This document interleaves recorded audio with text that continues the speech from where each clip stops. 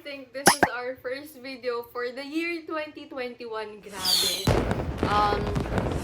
Sorry kung matagal bago ako nag-upload ng video for this year kasi busy rin kasi talaga ako ng mga nakaraan. So yun, work lang ako, tapos uwi sa bahay, tapos nag-enroll ako for second sem.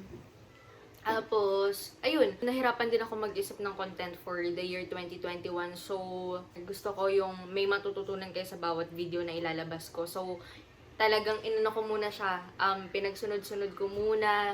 Nakikita niyo naman sa sa title, Q&A about relationship, friendship, and family. And meron tayong pag-giveaway sa dulo. So, if you want to sali, if you want to sali sa giveaway natin, kailangan panoorin nyo hanggang dulo. First, from J Love You. Bakit may mga taong umaalis kahit worth it naman yung tao? Kasi hindi sila yung worth it. Ikaw worth it ka, pero hindi sila worth it para sa'yo. Kung alam mo sa sarili mo na mahalaga kang tao, na hindi ka nagkulang, hindi ka nagsobra, sakto ka lang, dapat alam mo sa sarili mo na wala kang kawalan kasi alam mo na ginawa mo yung part mo. Next, from Nika RDM. Is there someone na nanliligaw sa'yo? Wala yung nanliligaw sa akin, pero nangungulit. Meron. Madami. Kasi hindi naman sila dumadating sa point na sabihin nilang pwede bang manligaw. More of lang sila di ba? Yung generation natin ngayon, more of lang. Chat ka lang, tapos tatanungin kung kumain ka na ba.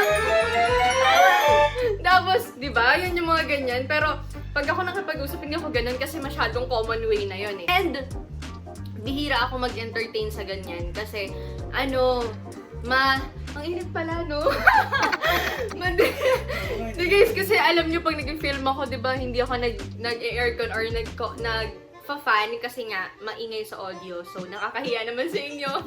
Hindi ako ma-entertain sa guys kasi direct to the point akong tao. So, pag hindi ko, alam mo yun, yung parang pag walang possibility, ganyan, kung wala ka naman din mapapala, bakit magsasayang ka pa ng oras, di ba? Oh. Next, from Maria Donna Leticia. What makes a toxic relationship?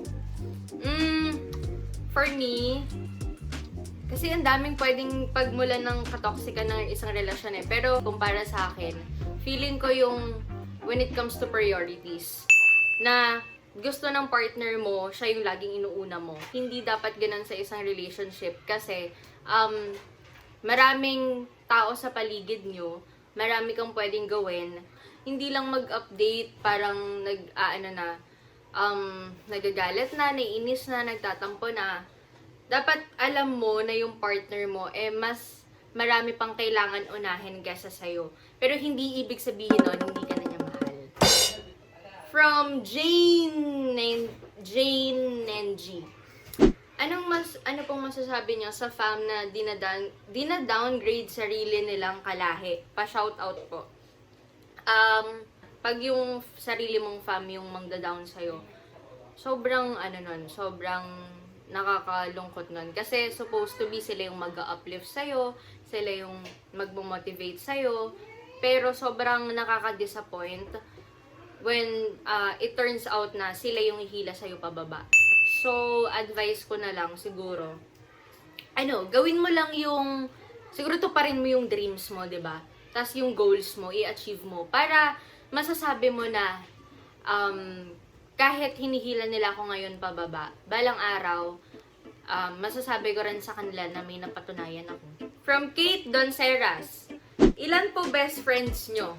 Actually, yung question na to, hindi na siya nag-work sa akin kasi hindi ako matawag na best friend, ganon. Basta kasi marami kasi akong tropa. Tapos, yung mga kaibigan ko, kanya-kanya kasi yan eh. So, may kaibigan ako pagdating sa family, may kaibigan ako pagdating sa May kaibigan ako pagdating sa pag-vlog, may kaibigan ako pagdating sa college, sa high school, sa senior high, kaibigan ako pagdating sa relationship. So, iba't iba. So, kaya, yan, hindi ko sila, parang hindi siya best friend type. Basta, may nakita kong quote niyan, patong ko na lang dito.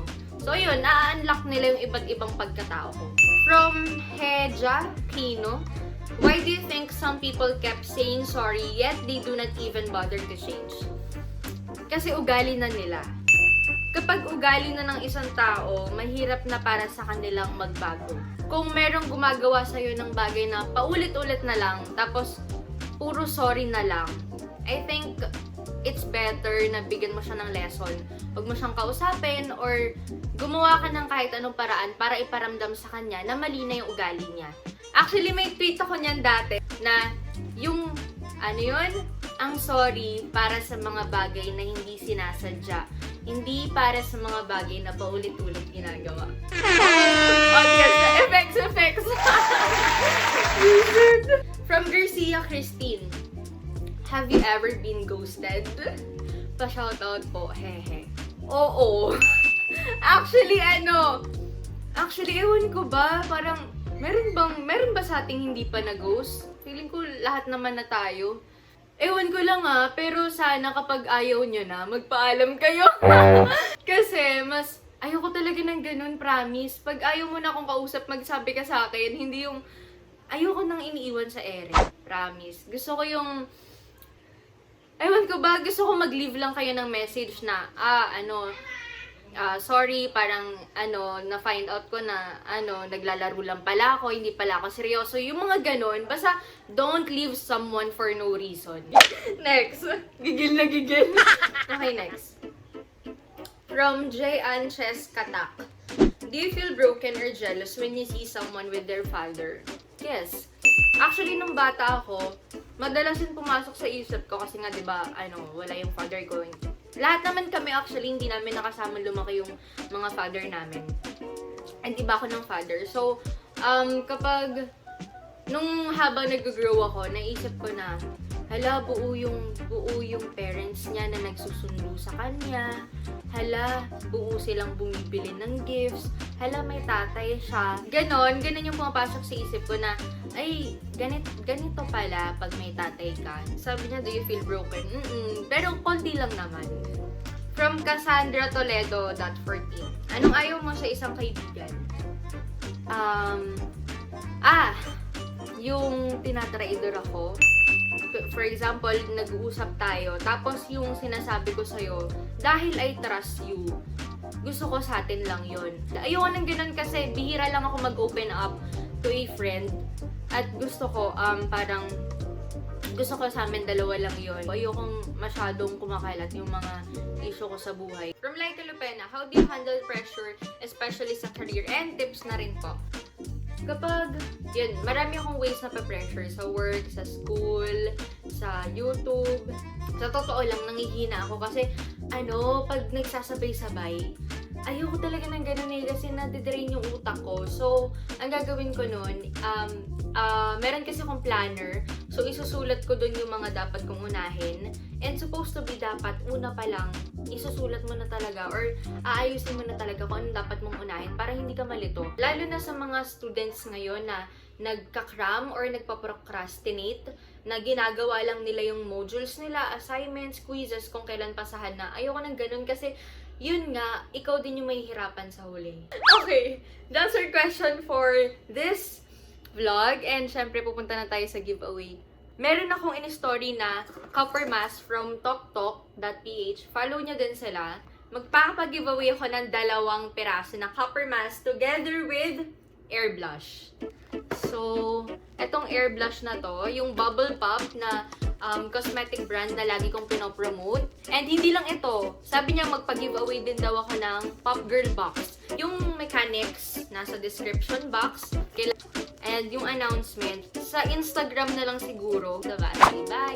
Ay, joke lang! Thank you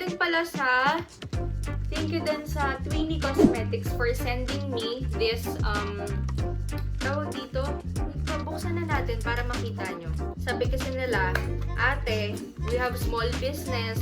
Okay lang ba isali mo siya sa vlog mo?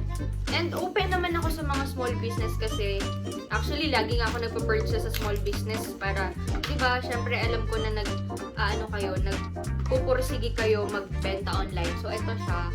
Guys, ang cute! Eyeshadow! Sinandan din nila ako ng 10.